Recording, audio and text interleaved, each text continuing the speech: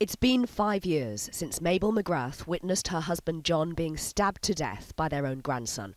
At Nottingham Coroner's Court today, she and her family were finally given answers.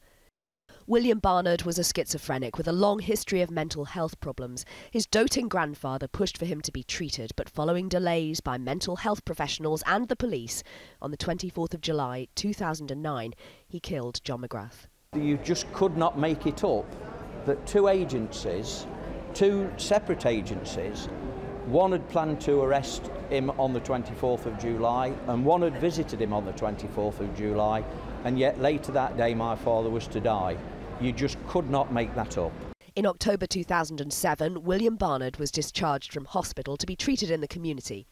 Just over a year later, he stopped taking his medication. The following April, mental health workers failed to assess his mental state despite concerns over his behaviour. Then in May, police didn't arrest him, even though he was suspected of being involved with a robbery. Just a few weeks later, he killed his grandfather, John McGrath.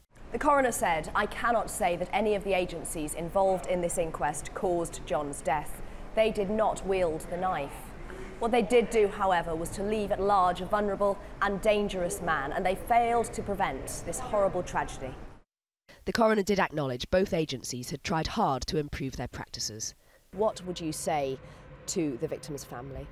Again, we apologise for our part in what happened, and I hope they see that we accept that and that we are absolutely determined that we will make the right level of changes to make sure that these things are far less likely to happen in the future.